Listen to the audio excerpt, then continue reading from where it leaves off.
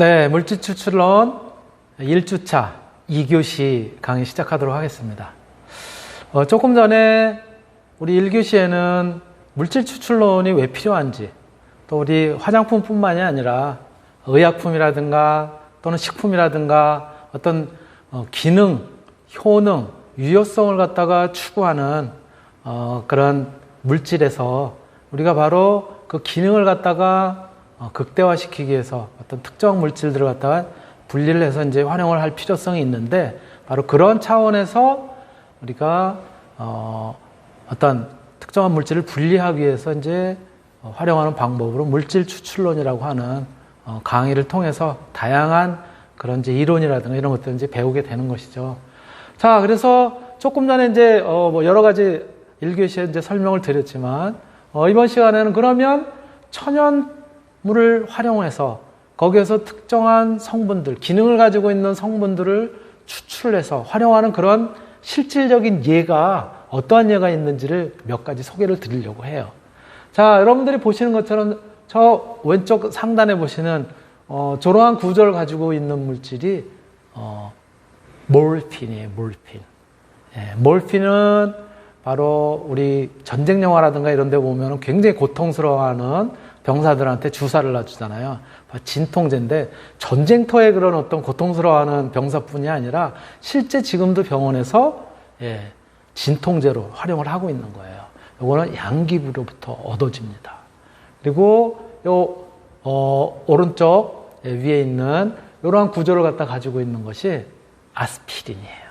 이 아스피린은 버드나무로부터 추출 할 수 있는 그런 물질이고요. 그 다음에 왼쪽에 가운데 있는 저기가 바로 뭐냐면은 이제 마황이라고 하는 그런 이제 식물로부터 얻어지는 건데, 에페드린이에요. 저 에페드린 계열은 저게 조금 잘못 이용이 되면 염산 에페드린이라고 하는 거는 마약으로 활용이 되는데요. 저 에페드린은 우리가 천식이라든가 기침 해소 이런 데 의약품으로 이제 지금 활용이 되고 있어요.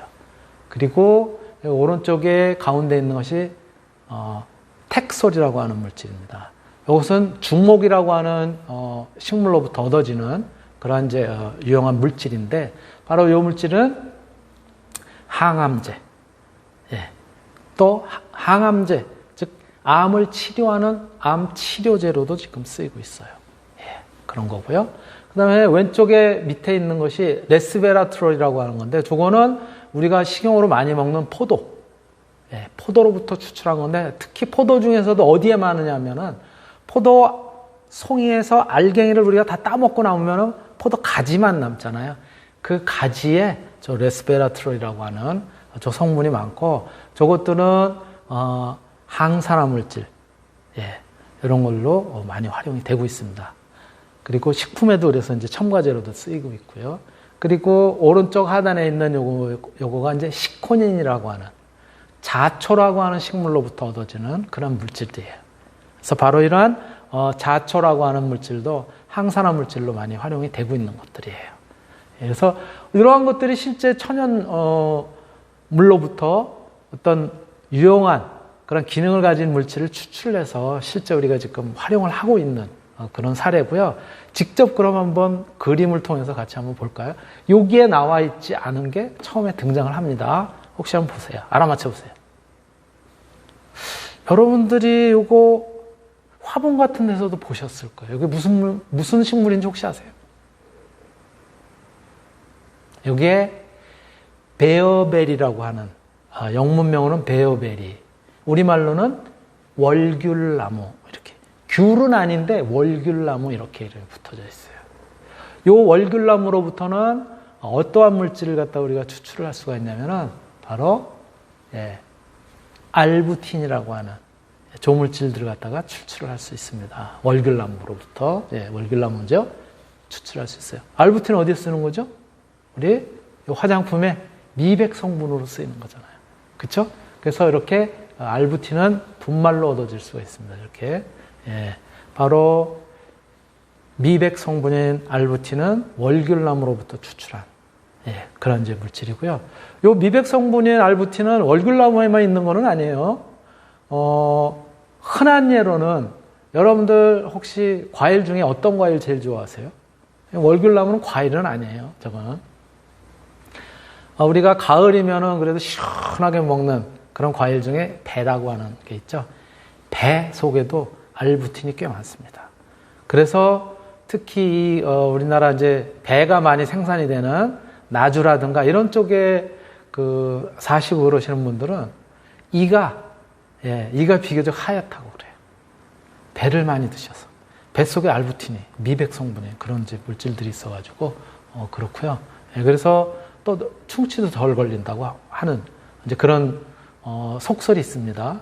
정설은 아니지만, 그런데 많이 또 그런 부분들 또 이야기도 하고 있어요. 예. 그래서 이렇게 월귤나무라고 하는 것으로부터 알부틴, 이렇게 화장품에 활용이 되는 미백제로 응용이 되고 있는 것이죠. 자, 우리가 이제 화장품과 관련된, 그런 이제, 학문적인 부분을 공부를 하는 우리가 화장품 학과 아니에요? 뷰티 화장품 학과. 그래서 제일 먼저 화장품 소재로 활용이 되는 알부틴 한번 여러분들한테 소개를 했고요. 자, 두 번째, 여러분들이 아주 좋아하는 또 꽃으로 굉장히 아름다운 무슨 꽃이죠? 여러분들이 잘 아시는 양귀비입니다. 양귀비. 아까도 잠깐 제가 설명이 있었지만 바로 이 양귀비는 몰핀이라고 하는 진통제, 진통제의 원료가 되고 있습니다. 그래서 이렇게 전쟁터에서 상처가 나가지고 고통스러워하는 병사들의 통증을 줄여주기 위한 그러한 진통제로서 몰핀이 실제로 활용이 되고 있고요. 또 병원에서도 마찬가지로 수술 후에 또는 어떤 그 통증이 심한 그런 경우에는 항암 치료를 하는 과정에서도 암 환자의 경우에도 이 몰핀을 갖다 투여를 하고 그렇습니다. 암이 이제 3기, 4기 이렇게 이제 가게 되면 굉장히 고통스럽거든요. 통증이 심하거든요. 몰핀 투여를 합니다. 몰핀의 경우에는 근데 단점이 있어요. 이제 시신경이라든가 이런데 어떤 영향을 주기 때문에 잘 안 보인다 그래요. 몰핀을 많이 투여를 하면 뿌옇게 보이고 그래서 다른 이제 진통제라든가 이런 걸로 바꾸기도 하고 그런다고 그러는데 굉장히 몰핀은 전통적으로 잘 듣는 그런 진통제 중에 하나예요. 그래서 양귀비로부터 얻어지는 몰핀도 여러분들한테 소개를 한번 드려봤습니다. 자, 그 다음에 요거는 무엇을 갖다가 보여드린 걸까요? 소나무 아니고 저 벚나무 아니고 이 앞에 있는 버드나무 보여드리려고 이 사진을 꺼내왔는데 이 사진 굉장히 유명한 사진이에요. 사실은 여기가 어딜 것 같아요? 여기는 경복궁입니다. 경복궁의 경회로 앞에 있는 그런 아주 굉장히 오래된 버드나무예요. 그 경회로 앞에 연못에 한가운데 이렇게 소나무가 오래된 소나무가 이렇게 있고요. 그리고 벚나무들이 이렇게 이제 보이고 있죠.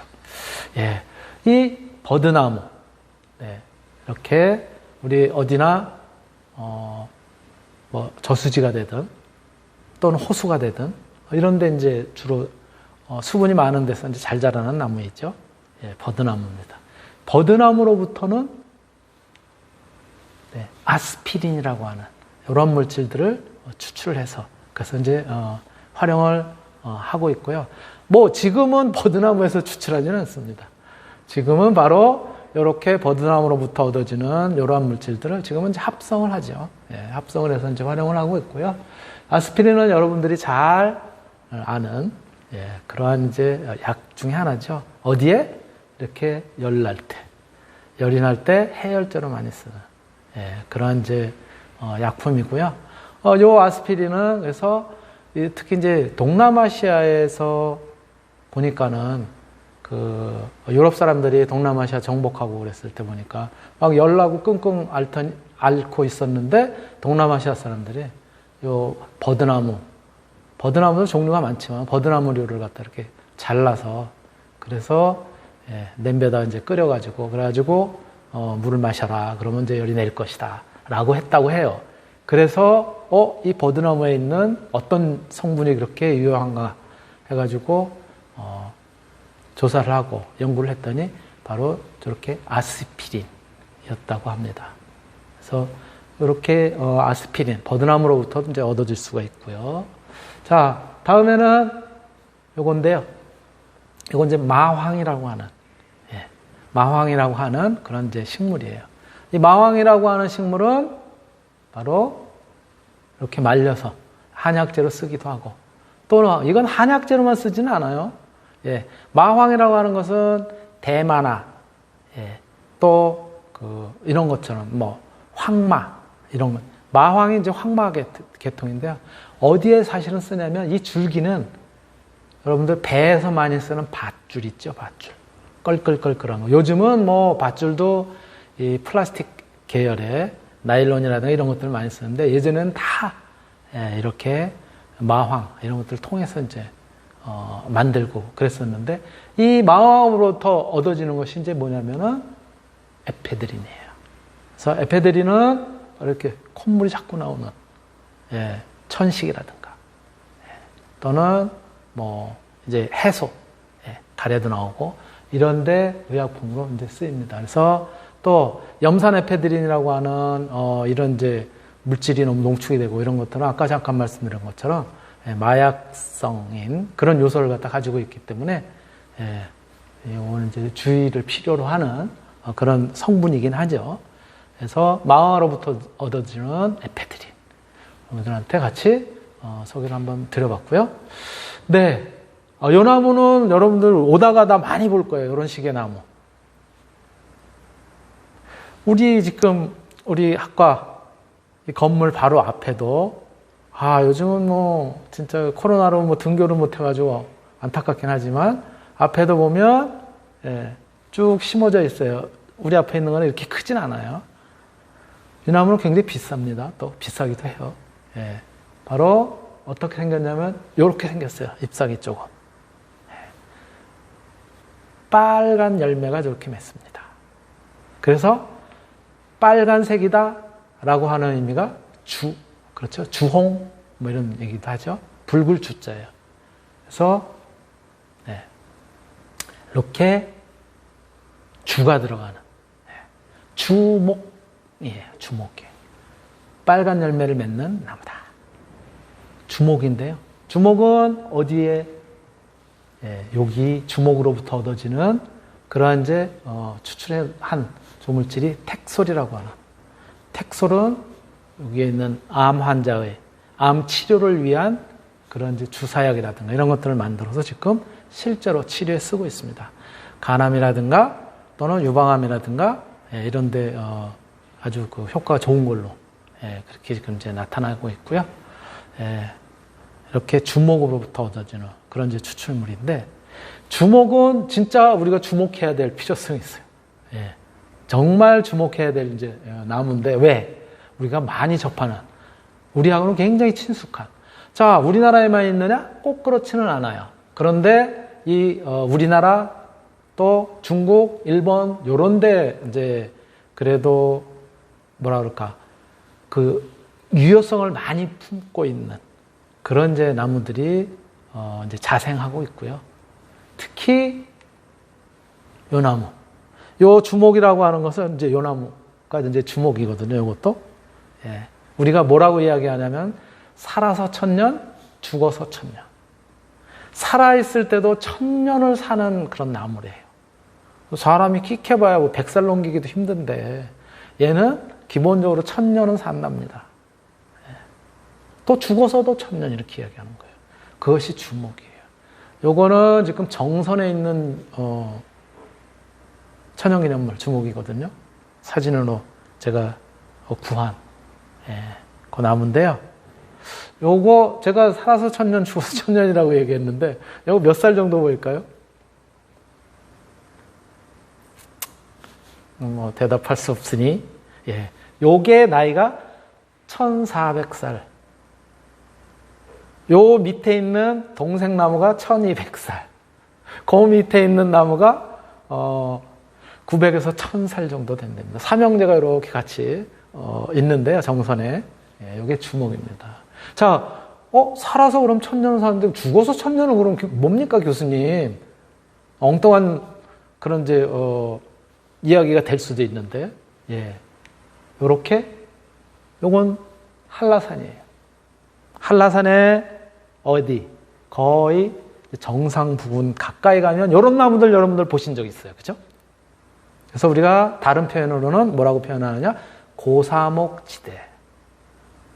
나무가 어떻게 고사돼서, 즉 말라 죽어서 이렇게 자태를 갖다 보이고 있는, 다는 아니지만 일부 나무들이, 그러한 나무들이 있는데 이렇게 죽었는데도 천년을 간다는 거예요. 그래서 살아서 천년, 죽어서 천년이라고 하는 그런 나무예요. 주목.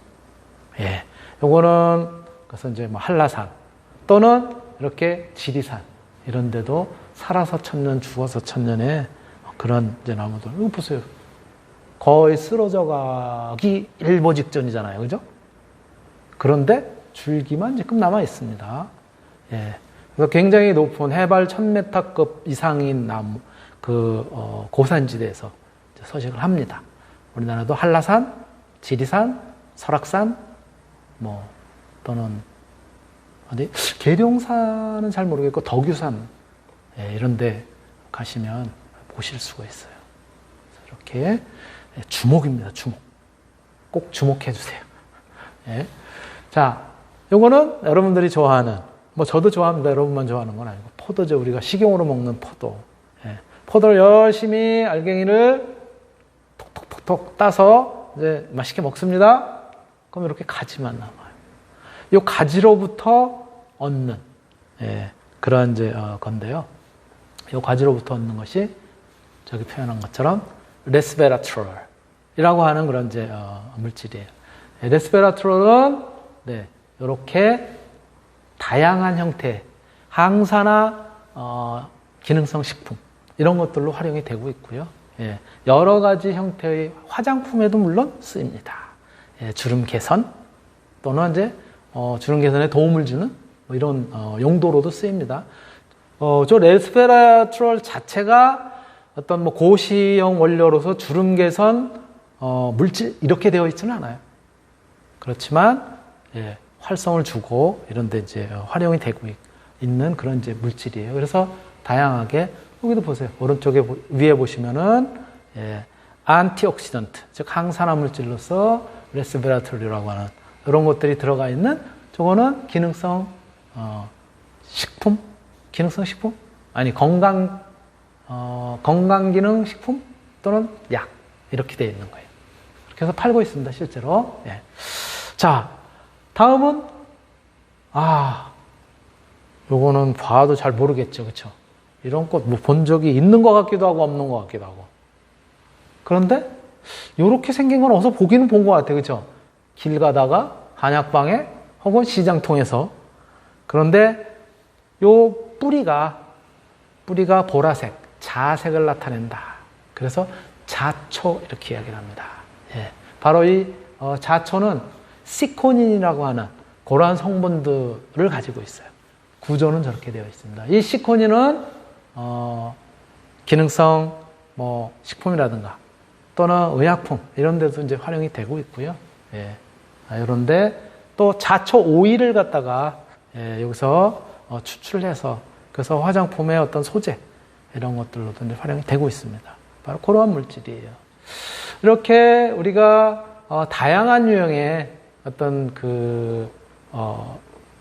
천연 물질로부터 추출해서 사용이 되는 그런 것들을 갖다 살펴봤는데, 자, 그러면 우리가 어떻게 얘네들을 천연 물질로부터 유용한 물질들만 추출을 해서 사용을 하느냐. 예, 요러한 공정을 갖다 이제 거치게 됩니다. 예. 그래서 저렇게 이제 탱크에다 집어넣고, 그리고 여기다가 어떤 뭐 용매가 되든 이런 것들을 집어넣어서, 그래서 일정 그런 이제 성분만을 갖다가 분리를 해서, 그래서 이제 얻게 되는 그런 방법이에요. 그래서 요거는 시코닌을 갖다가 어떻게 천연물로부터 분리를 해서 얻어내는 그런 이제 그 방법인지를 갖다 나타내는 그런 이제 공정도입니다. 그냥 이런 게 있구나라고 하는 정도로 그냥 보시면 될 것 같고요. 예, 바로 이러한 내용들이 우리가 한 학기 동안 강의하는 그런 내용에는 다 포함되어 있습니다. 자, 여기 날짜 3월 2일부터 3월 5일 네, 첫 번째 주죠. 예, 첫 번째 주. 오늘과 내일 우리 강의가 있지만 강의 계획에 대해서, 즉 강의 계획이라는 것은 뭐 강의를 어떻게 하겠습니다 라고 하는 부분뿐만이 아니라 전체적인 그런 내용들, 이런 것들에 대한 서론적인 내용들을 갖다 오늘 이제 하게 됐고요.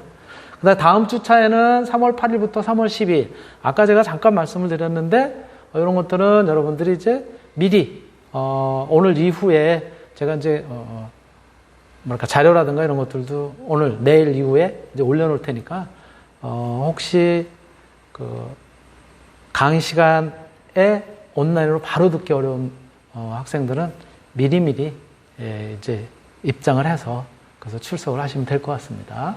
예. 그거는 뭐 꼭 강의 시간에 안 들으셔도 되고 밤밤중에 들어도 되고 뭐 하니까. 그래서 다음 주에는 물질 분리에 관한 개론적인 내용들을 같이 이야기를 할 겁니다. 물질 분리에 대해서 개론적인 내용들 여러분들한테 이제 소개를 할 테고요. 예. 그래서 어떠한 공정들, 뭐 어떠한 공정은 뭐를 어떻게 하고, 또 물질 분리가 왜 꼭 필요한지, 뭐 이런 등등의 것들을 하고요. 그 다음에 세 번째 주, 3주차, 15일부터 3월 19일, 이때는 천연물 분리의 원리, 흡수라든가 추출이라든가, 뭐 굉장히 그 공정들의 종류가 많지만 그런 기본적인 것들에 대해서 같이 이야기를 할 거예요. 그리고 네 번 주차에는 침출, 흡착 또는 결정화, 뭐 이런 것들을 얘기를 할 거고요. 그 다음에 한번 5주차 정도 되면 이제, 추출이라고 하는 그런 이제 원리에 대해서, 예, 추출은 어떻게 하는 것인지. 예. 여기 뭐 여러 가지 우리 그 강의 제목도 물질 추출론으로 되어 있지만 사실은 엄밀하게 말씀을 드리면은 여기서 얘기하는 추출이라고 하는 것은 사실은 그 용어예요, 용어. 그래서 영어로는 이제 extraction이라고 정의되어 있고 추출이라고 하는 extraction이라고 하는 그런 공정이 따로 있어요. 그거랑 비슷한 거지만 또 침출이라고 하는 것도 있는 거예요.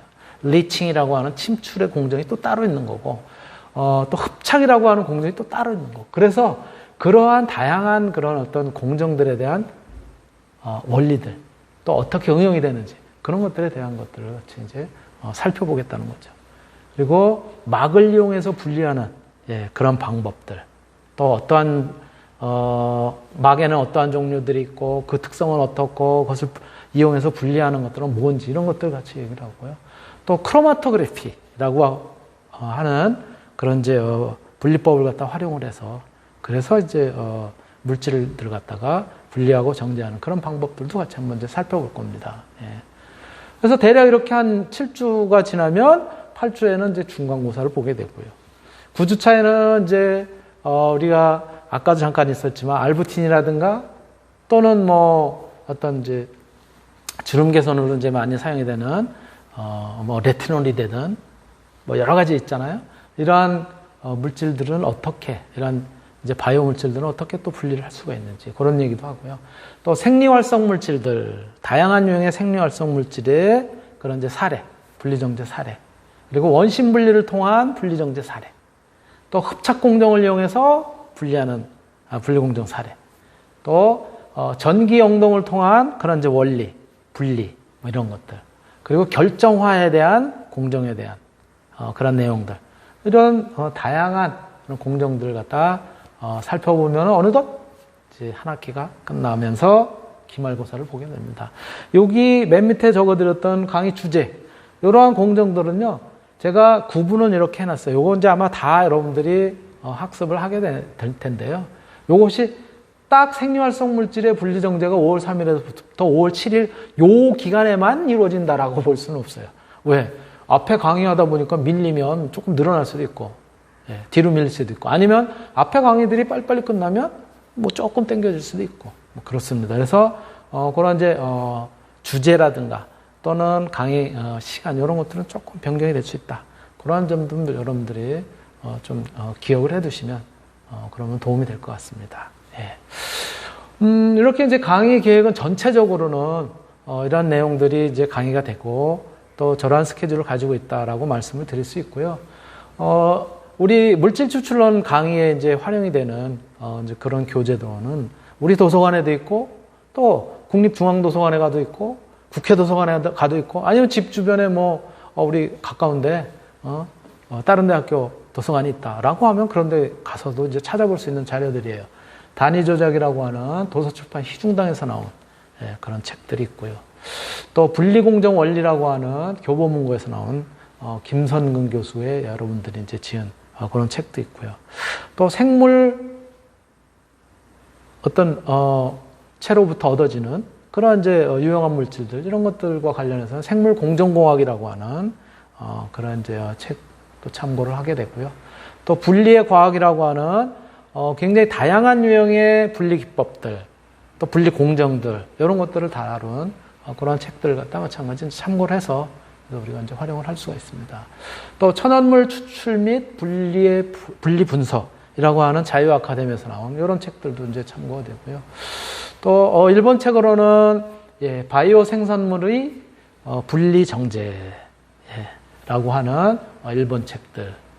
또 이제 영어로 쓰여진 책 같은 경우에는 매크로 힐이라고 하는 출판사에서 나온 Mass Transfer Operation이라고 하는 이런 책들도 이제 부분적으로는 참고가 돼서 여러분들한테 이제 설명을 드리고 또 강의할 때 이제 내용들을 갖다가 이렇게 이제 활용을 할 이제 그런 계획이고요. 공지사항으로는 아까도 제가 말씀을 드렸지만 기본적으로는 이제 강의 관리라든가 모든 시스템들이 우리 학교에서 구축한 LMS라고 하는 Learning Management System이라고 하는 여기에 이제 그 탑재가 돼가지고 진행이 되겠지만 말씀드렸던 것처럼 아직은 불안정한 그런 이제 시스템 때문에 한 달 정도 가까이는 기존에 했었던 그런 방식 지금 여러분들하고 하는 줌을 이용한 또는 구글 클래스룸에다가 자료를 올리고 혹은 보고서라든가 이런 경우에 제출하도록 하고 또는 거기에서 여러분들이 이제 궁금한 거라든가 또는 퀴즈가 있으면 퀴즈를 보기도 하고 이렇게 이제 활용을 할 예정이고요. 과제는 제가 사실은 이제 우리 코로나19 이전에는 여러분들한테 강의실에서 같이 수업하고 그럴 때는 다 프린트를 해드렸어요. 여기 지금 이제 자료 자체도 물론 올려놓기도 하지만 그래도 이제는 저도 조금은 이제 친환경적으로 우리 운영을 해야 되겠다.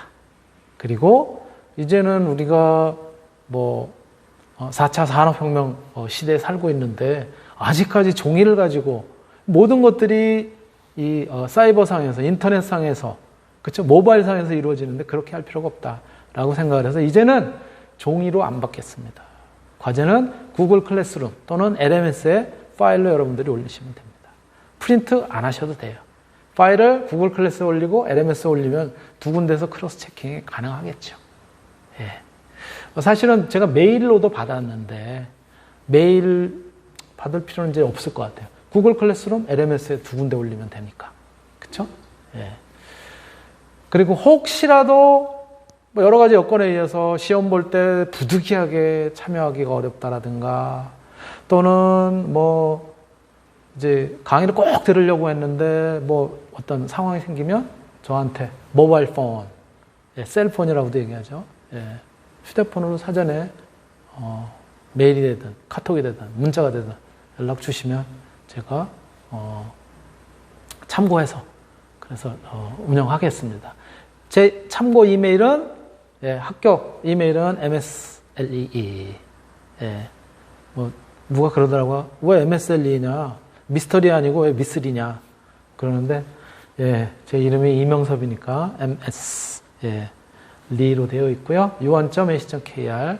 그 다음에 제가 포털에서는 SLMLEE로 씁니다. 이렇게 쓰고 있고요. 그래서 한 메일 이제 주로 많이 쓰고요. 그거 말고 지메일도 쓰긴 하지만 지메일은 잘 안 쓰고요. 한 메일 많이 씁니다. 연락처 연구실은 저기 적혀 있고 모바일 폰, 셀폰은 마찬가지 이렇게 게시를 해놨으니까 여러분들이 참고하셔가지고 연락하실 일 있고 그러면 이제 하시면 될 것 같고요. 네, 제가 오늘 이제 사실 오리엔테이션 하는 첫 번째 날치고는 너무 길게, 저도 그러고 싶지는 않았지만, 예, 특히, 꽤 긴 시간 동안 여러분들하고 같이 이제 강의를 하게 됐고요. 네, 오늘은 뭐 그런 정도로 해서 마치도록 하고, 혹시, 예, 이제 질문이 있으면, 조금 이제 받도록 하겠습니다. 예, 강의는 이걸로 마치도록 하겠습니다.